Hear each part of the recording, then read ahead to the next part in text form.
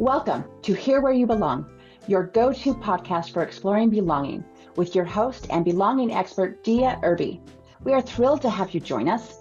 Together, we'll dive into the depths of what it means for each of us to find our own place in the world, whether it's within our communities, our relationships, or within ourselves. Today's episode is meant to inspire, uplift, and remind you that no matter where you are or where you're headed, you have a place where you truly belong. So grab a cozy spot and settle in. Welcome to Here Where You Belong. Hello, awesome belongers.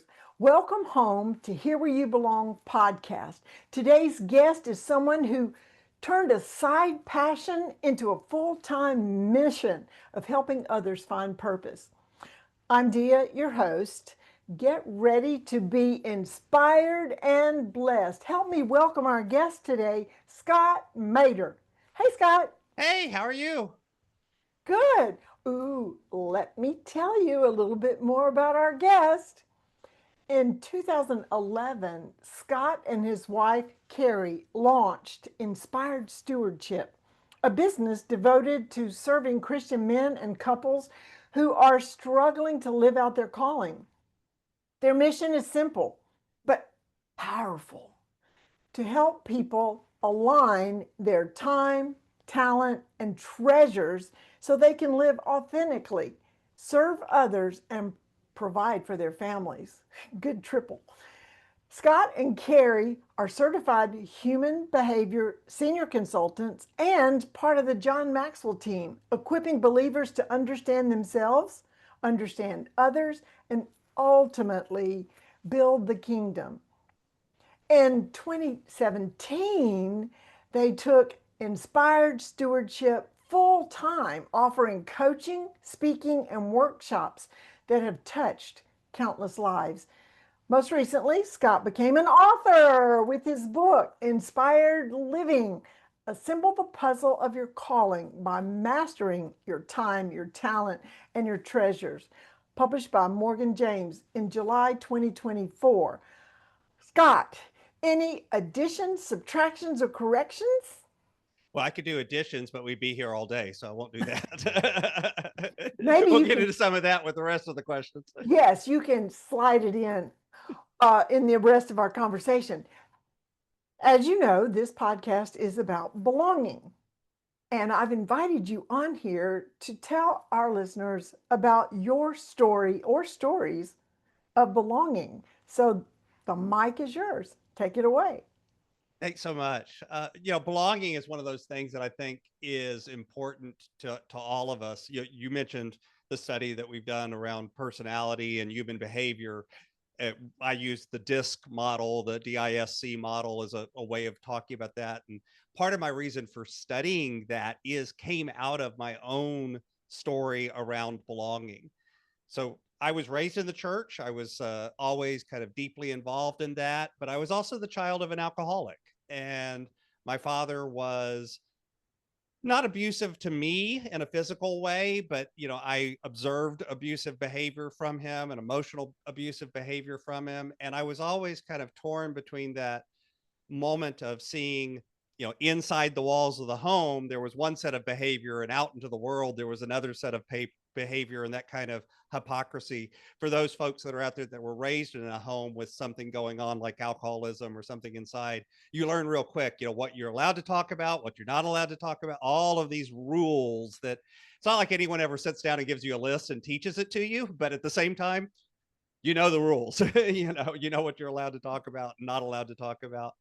And so eventually I actually left the church. I kind of felt like a lot of people do, that there was hypocrisy around it. There was feelings of not belonging to that group any longer, and spent a journey, 25 plus years, where I spent a lot of time trying to understand people, but understand spirituality, understand behavior, understand how people communicate, do all of these things. All of that during all of that, I got married, I got divorced, I became a school teacher, did that for 16 years. I went into the corporate world, did that for 11 years. All of this stuff is going on. I got remarried to my current wife, Carrie, who you mentioned earlier in the intro. And all of this kind of journey of trying to find a way to belong began to express itself in helping other people belong. So as I was a teacher, I was always connected to not just teaching the content, but teaching the kids things like life skills, teaching the kids things like, Things what do that you I want to be wish when you they grew up? taught in school. Exactly. All the important stuff. Right. And, and then when I went into corporate, yes, I was teaching and doing a job, but I was the guy that ended up kind of being put in a position to develop other leaders because I was always the developer, and that kind of thing. So during all of this, while I was still teaching, my wife and I went into a period where we had a lot of financial strain on our marriage, like a lot of people do. We were deeply in debt. I was taking on all of that strain, and I'm going to protect my wife from knowing any of this and not talk to her about it, not teach her about it, not communicate, take on all this weight myself. Now, of course, my wife is a really smart lady and she knew what the heck was going on. She wasn't talking to me because she didn't want to add to my strain and my stress and put more weight on me. And so we began to kind of drift apart. I began to get suicidal because of finances. It's actually the number one cause of male suicide is financial stress and financial worries. And I was kind of heading down that road. I was getting more and more depressed.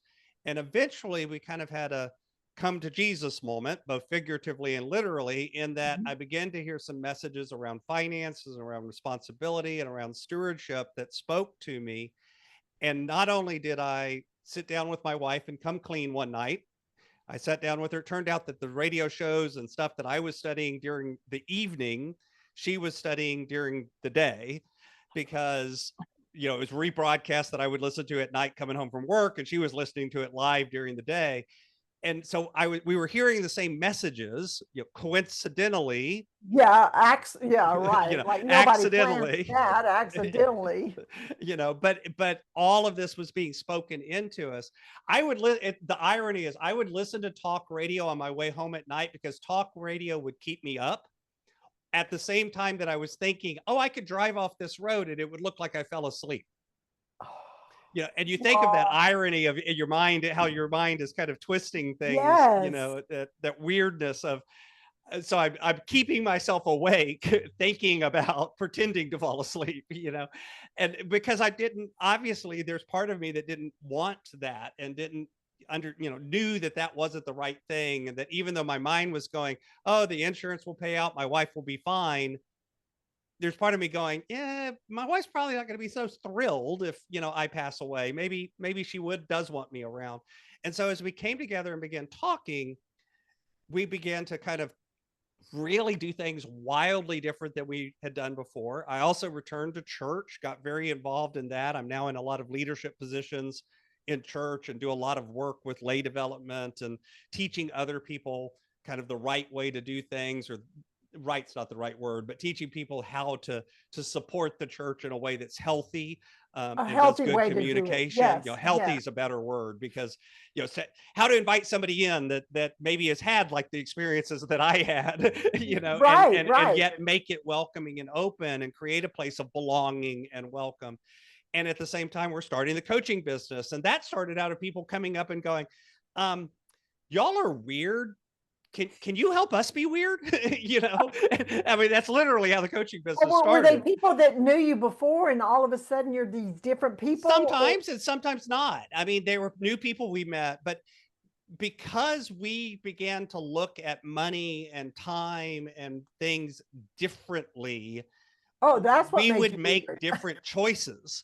And we weren't doing the, I got a corporate job. I'm making six figures. I'm driving a old beat up Ford that, ran, but was ugly because it was like, I got it from an estate sale. So it had been parked in a parking lot and the sun faded. The headliner, like I literally about once a week, I'd have to glue it back up because it'd fall down and hit me in the head. When I'm, and people are like, you're making great money. Why don't you go get a new car? And we're like, nope, we're getting out of debt. That's what we're doing right now. We're focused on that. We'll get a new car later.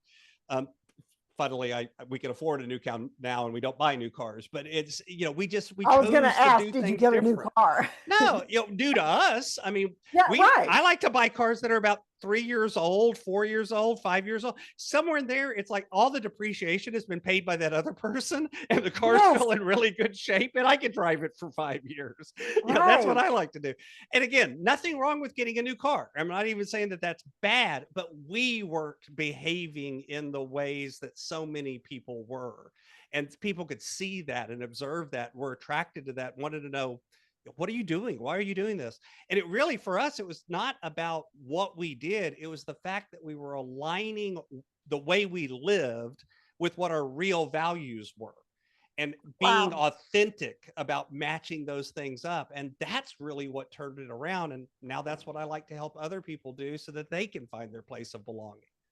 Well, and while you're driving that maybe not so attractive car, you're happy. Exactly. That's the I really conundrum. didn't care that the car, That's it's like, what once a people week I put some couldn't glue and stick it up. Whatever. It's not a big deal. right. And I can see how they would think you were weird because that's not what people are supposed to be like. If they're apparently suffering, they're supposed to be so sad. And that's great that you can help other people.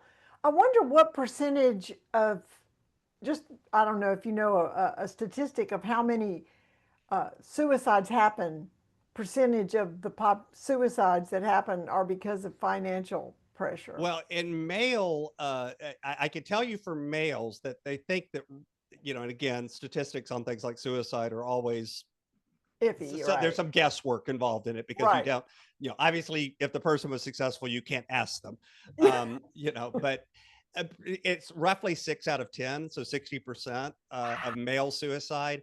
Female suicide, it's a little smaller, but it's still maybe as high as 40 to 50%. So, and again, a lot of times too, realize that part of that is false. And what I mean by that is a lot of times we focus on money as the problem, and it's usually not the actual problem. It's the symptom. It's other things that are causing your money to not work right. Again, I go back to alignment. When you're authentic in what you're doing with your money and it's aligned, it's all of a sudden easier to make what were hard choices. And all of a sudden it's like, no, this is the right choice. I'm just going to do it.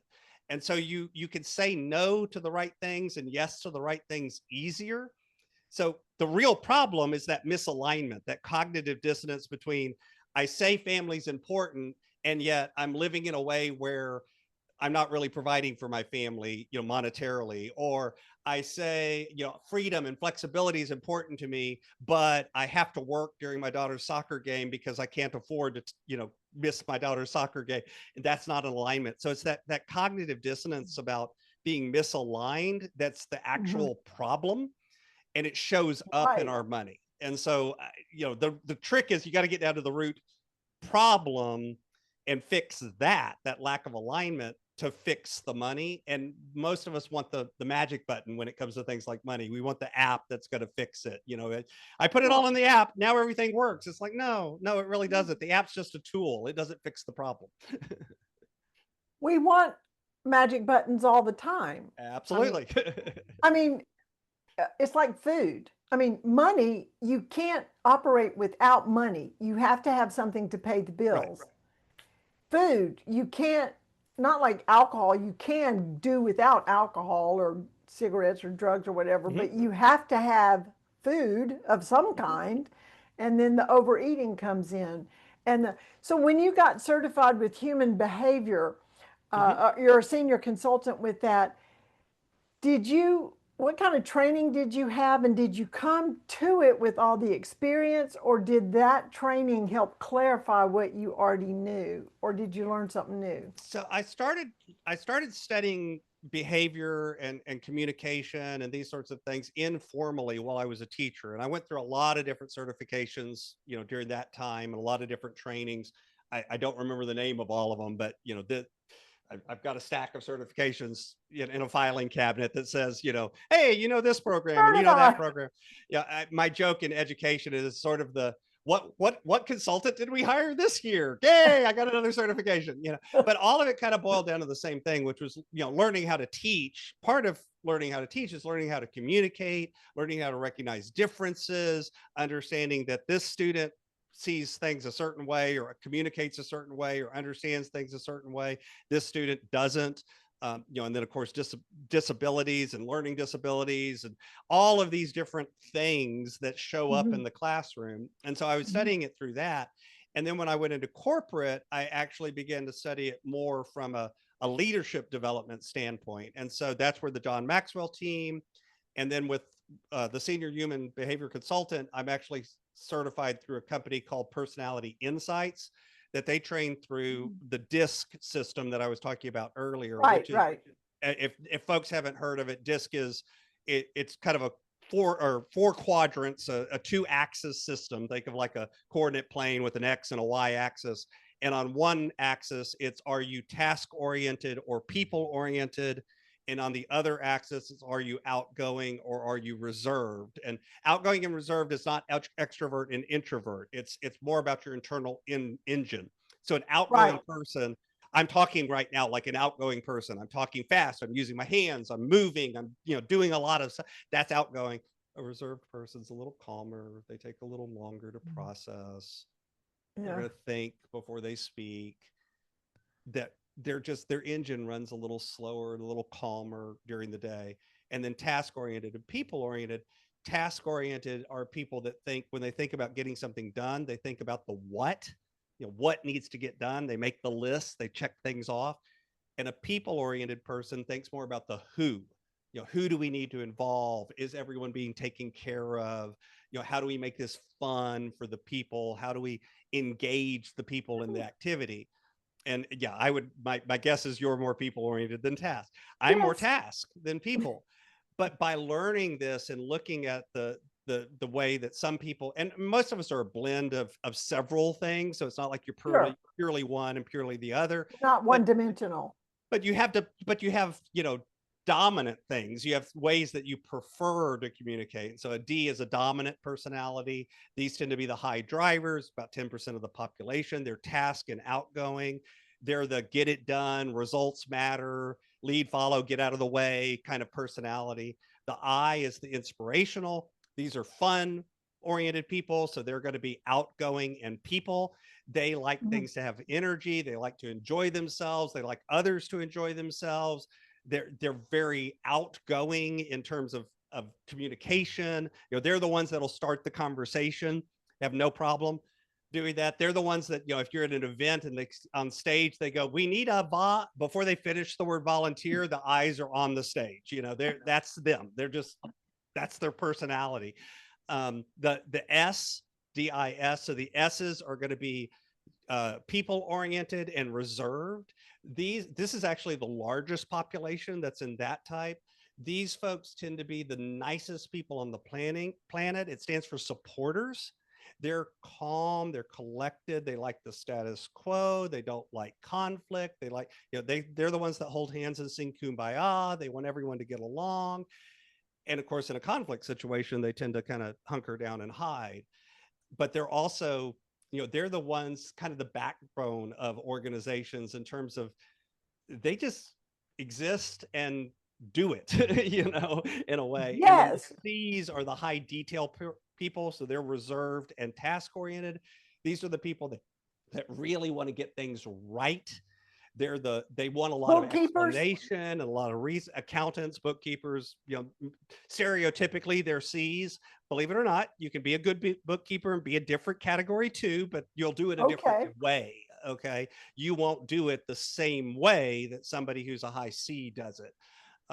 Because again, a leader could be any of these categories. A bookkeeper could be any of these categories. It's just your way of approaching it would be different. So, but C's are motivated by getting things right. They want things to be perfect. They want to have steps and a process and all of this sort of thing. So like I'm actually a DC, but as an example, when I was in leadership, I identified my S's on the team and I actually created a schedule. And I said on Wednesday, there were 3 people that I would go visit who were my S's. And I literally had a notebook and I wrote things down, and I would walk in, I'd be, hey, how are you? How was the kids' baseball game last week? I remember you said, Tommy, and I'm literally reading notes. They loved it because they're like, I've got a spot on the list. He cares enough to actually write down what's important to me. He shows up and visits with me.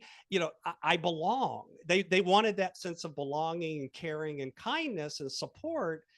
So what did I do? I'm a task-oriented person. So I turned being supportive of my people into a task, and I literally made it a task to do it. It doesn't matter that I was doing it a different modality, in a task-oriented way. It's that I was doing it. I cared enough to get out of my office and go do that. By the way, I didn't go visit my eyes.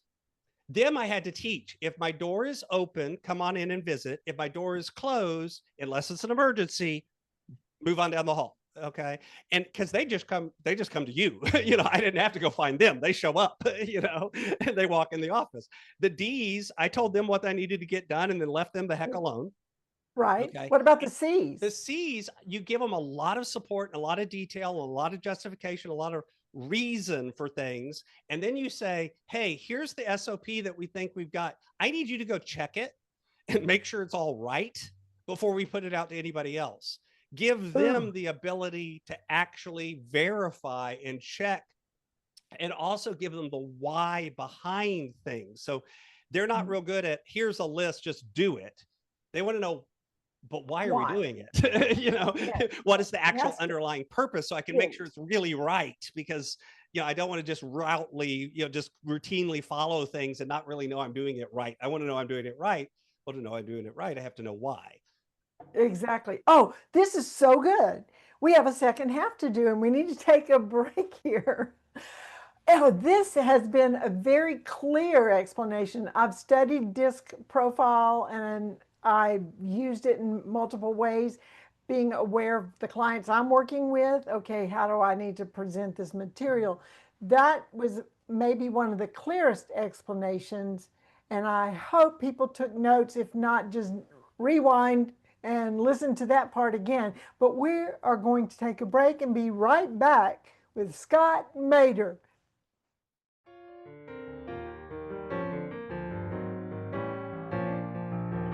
Hey there! Isn't my guest amazing? So glad you joined us today. In this world that often feels disconnected, building community and fostering belonging are essential.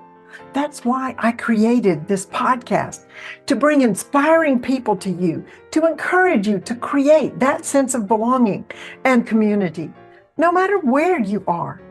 If you're being blessed by my guest, and we have some more, like, subscribe, and share this podcast. You know who needs to hear this. Stay connected, stay true to yourself, and always remember, you belong. Now, back to our amazing guest.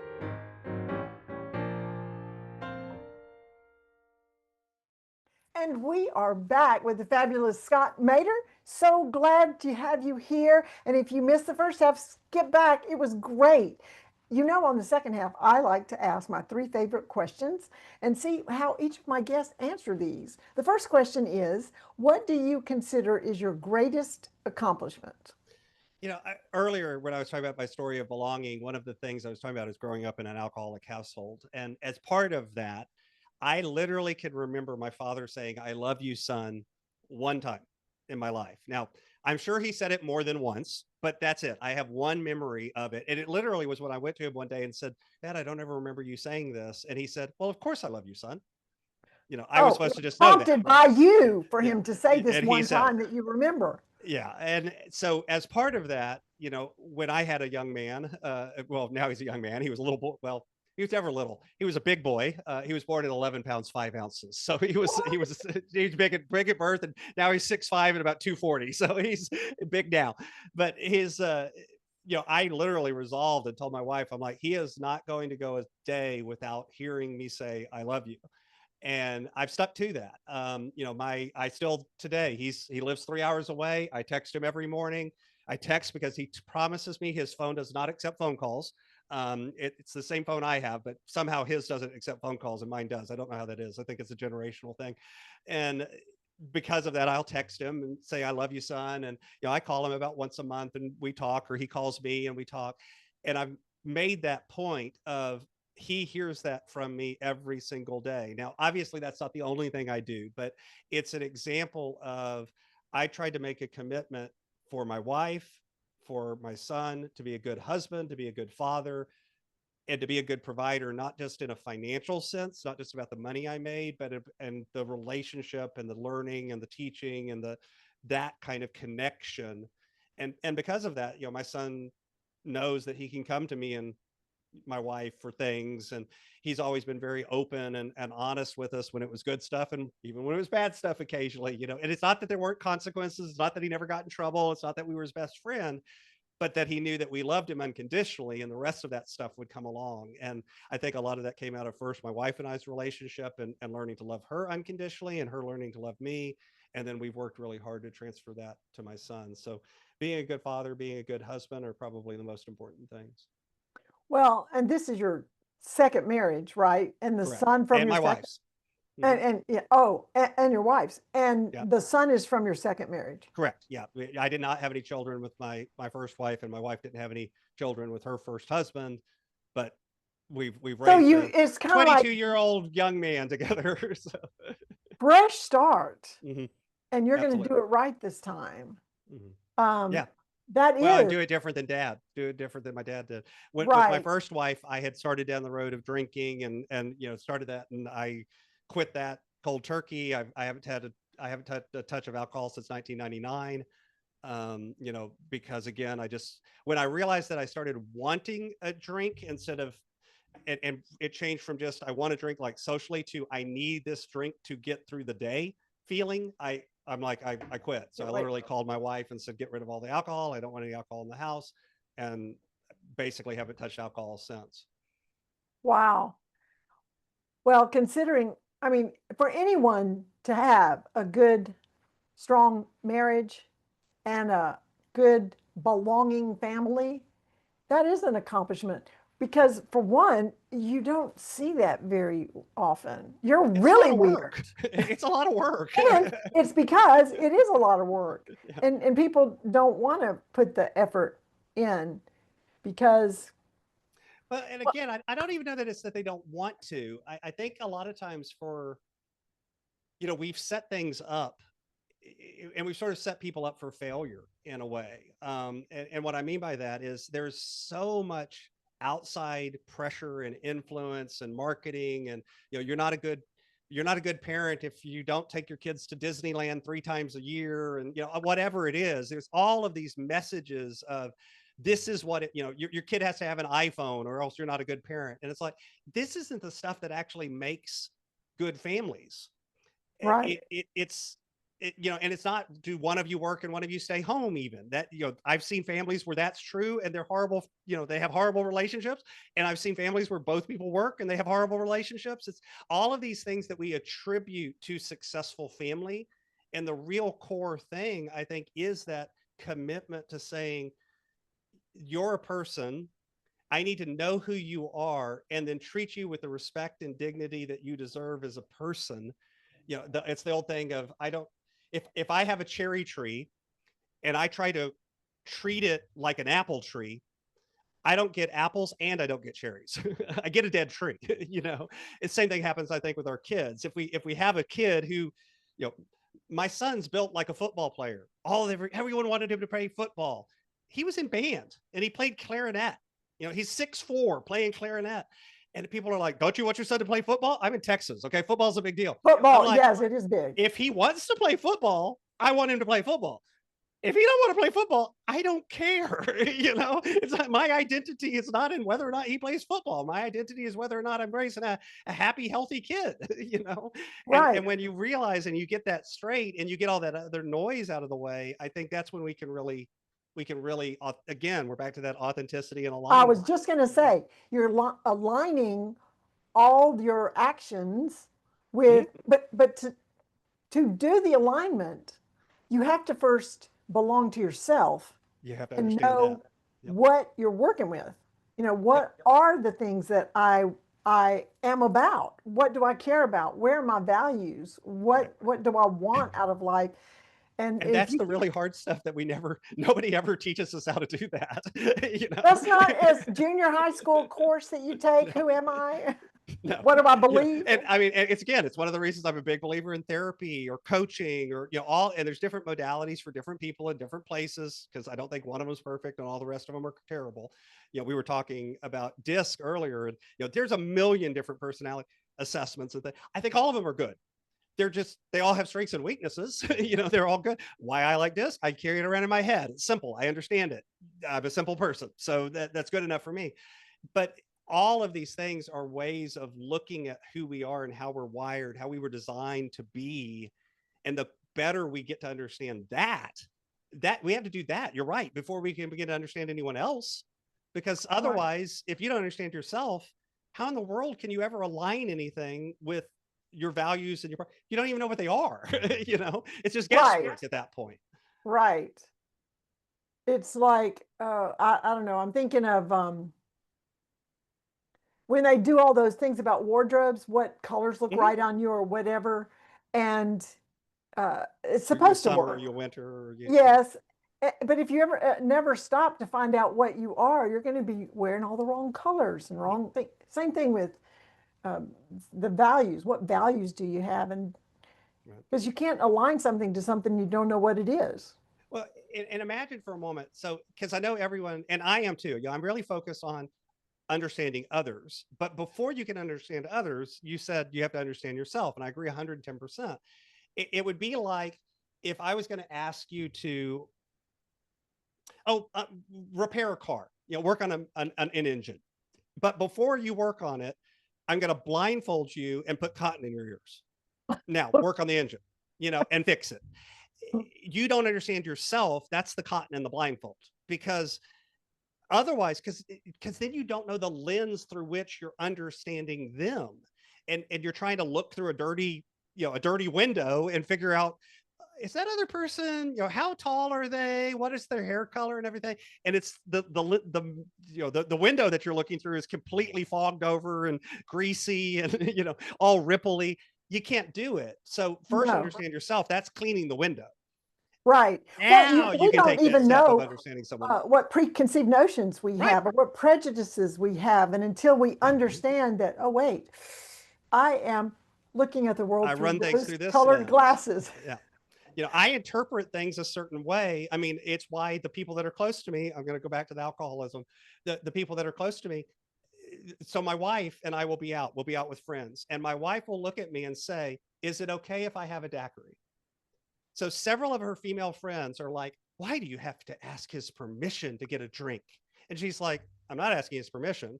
I'm checking in on how he feels, because he was raised by an alcoholic. Alcohol is a trigger for him.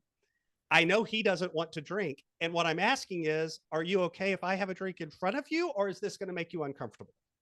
She's like, that's really what I'm asking. It's just, that's Perfect. That's a much longer, complicated thing, Right. So it's not permission. It's, I'm checking in on him because I care about him and I don't want him to be bothered, Exactly. And guess what? There's a lot of times I'm like, have a daiquiri. I don't care. Every once in a while, it's like, you know what? Right now, don't have a drink. I'm a little freaked out. It's bothering me. My stress level's high, or whatever, and that. So she's checking on my temperature, because and she cares about caring. You. And that's what you both are trying to do. Exactly. Working that's different. And it's funny because there's several people that have asked her over the years, in private, why do you have to ask him permission? It's like, it's not permission. That's not what I'm asking, But again, that's that lens of, she understands me and the lens I'm looking at things through. And so she checks in with me, Excellent. Next question. What makes you feel like you belong? Faith and family. Again, I'm back to that. I've kind of come full circle from being raised in a church to getting angry with God and with church because of the hypocrisy. And, there's all, I prayed that prayer, please, Lord, save me from your people. I think a lot of Christians have prayed that over the years. A lot of non-Christians have prayed that over the years. And now it's kind of gotten back to the point where it's like, hey, you know what? There's no perfect churches out there, because and if there was, they wouldn't invite me in, because And I'm if not you perfect joined it wouldn't be perfect anymore. It's like, this isn't about getting it perfect. This is about being in a place where we can be united, but not have to be uniform.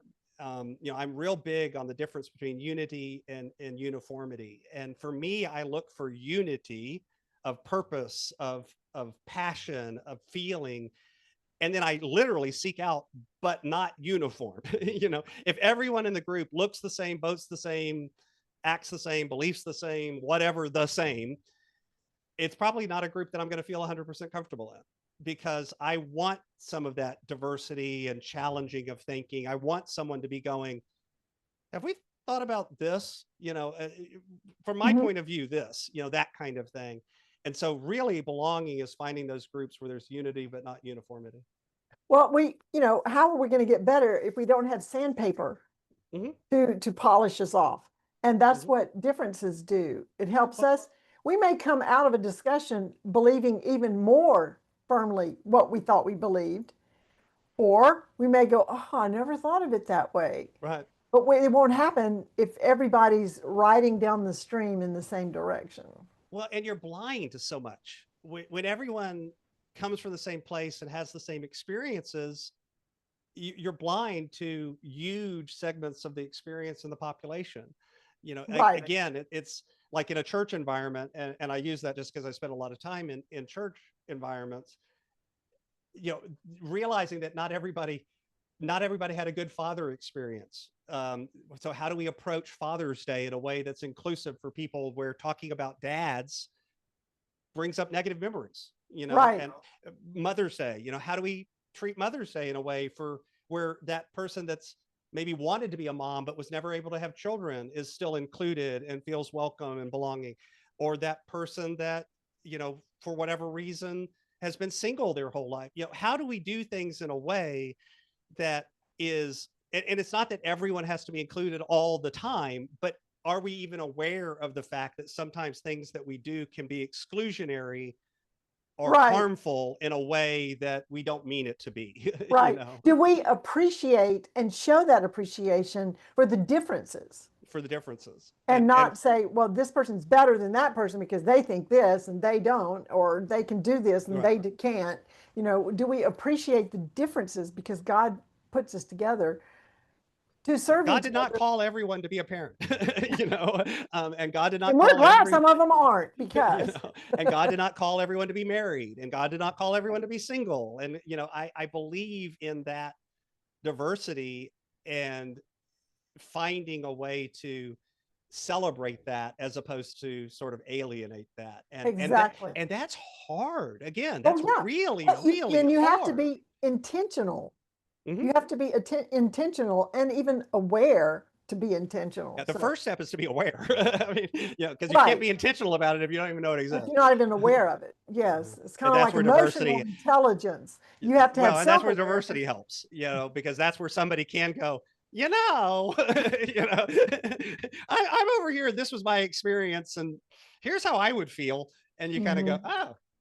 I never would have realized that somebody could feel that way, Right. Now I'm aware of it. Okay, now do we need to do something about that or not? Exactly. And at least make an intelligent decision rather than an accidental decision. Yes. And you could start feeling all this pressure about how difficult this is going to be, but God is bigger. I just want to say that. Yay. Well, and that's the thing. I do want to take it. Another expression that I use a lot is living in the both and here's what I mean. And I think this is a theological statement. I think as humans, we like to make things either or. It's either right or wrong, up or down, in or out, these sorts of things. We put things in boxes. And I think a lot of theology, if you look at the message of the gospel, is God going, it doesn't have to be either or. It can be both and. It can be celebrating celebrating a particular group and not alienate others. It can be, recognizing things that we've done wrong in the past and celebrating the things we've done right. It's not, we see things as, if we talk about something that somebody did wrong in the past, we're out of it, that's wrong. We're punishing people for things that have happened in the past. Not necessarily. We can acknowledge the past to make the future better. That doesn't mean we're saying, it's not a blame game. It's a both and. It's recognizing that tension, that as humans we want to put things into nice little boxes, and God spent a lot of time knocking walls down and going, there isn't a box. Box? You put up those walls. I didn't put up those walls. Why are you putting up walls? And like you said, God is bigger. God lives outside of the walls and knocks the walls down. And then we spend all our time trying to put them back up again. And when you realize that, it lets you step back and go, okay, I jokingly, my joke is that's above my pay grade, but I seriously mean it. There's a lot of things that I think, people will ask me, well, what's your opinion on that? And I'm like, ultimately that one's above my pay grade. God gets to decide that one, not me. And the best day of my life was when I realized there was a God, and the second best day is when I realized it wasn't me. Yes, I love that.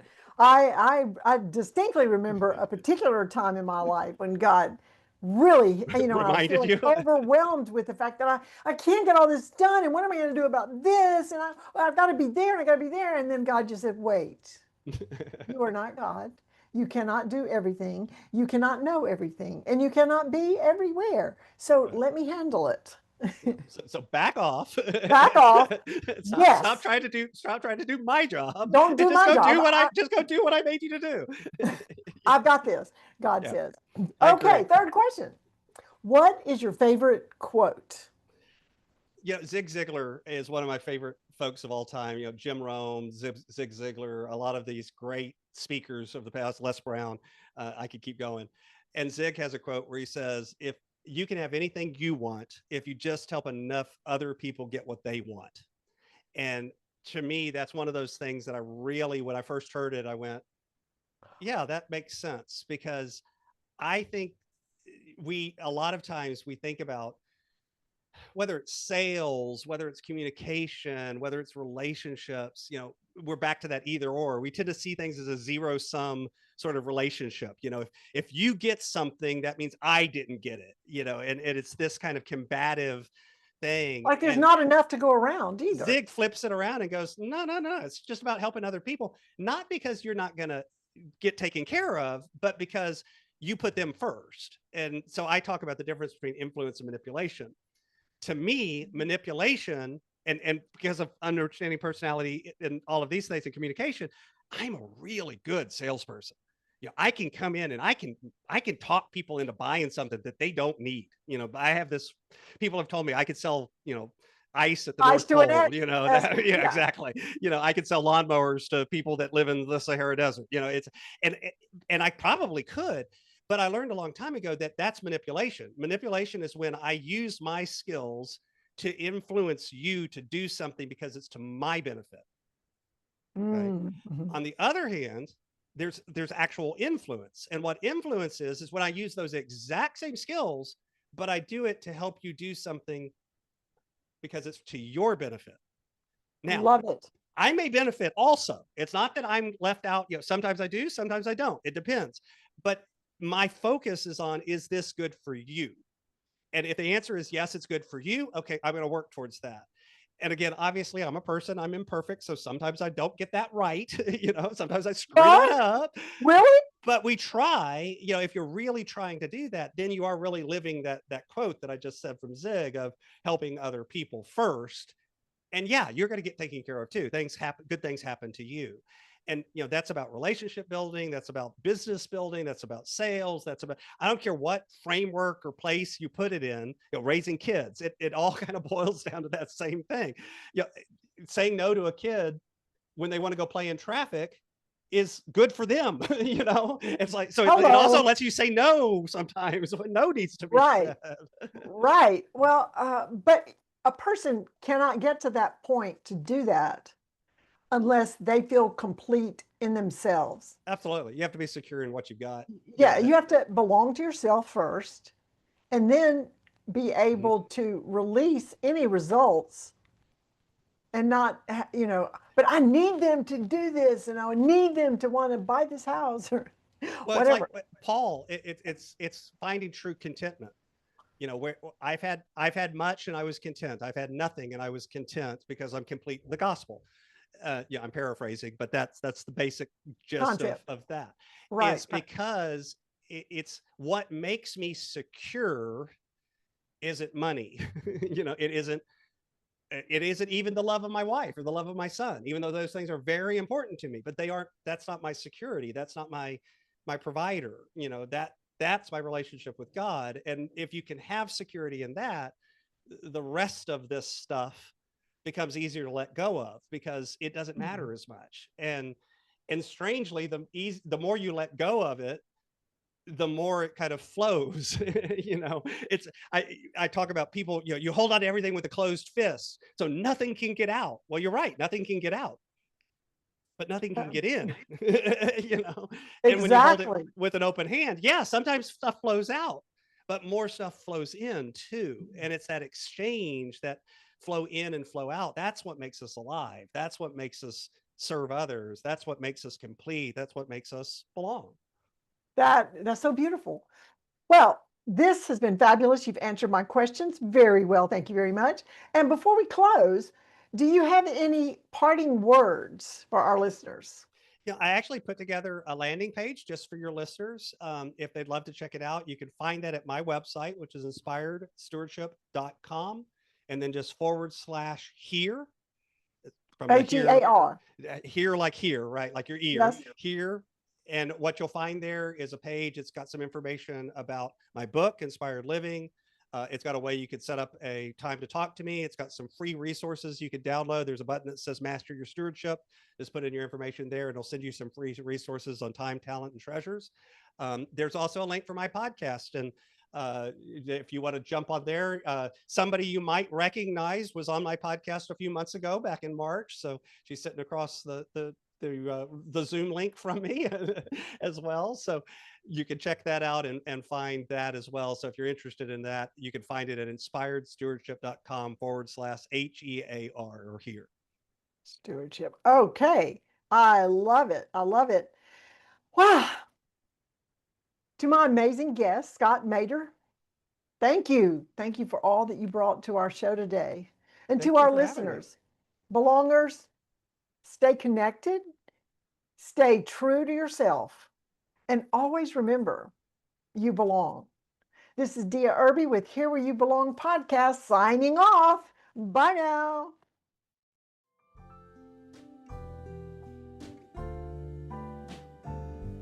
Thanks for tuning in to Here Where You Belong. We hope today's episode has inspired you to embrace the beauty of belonging in your own life. Remember, no matter where you are or where you're headed, you have a place where you truly belong. Join us again next time for more insightful conversations and heartwarming stories. Until then, stay connected, stay true to yourself, and always remember that you belong.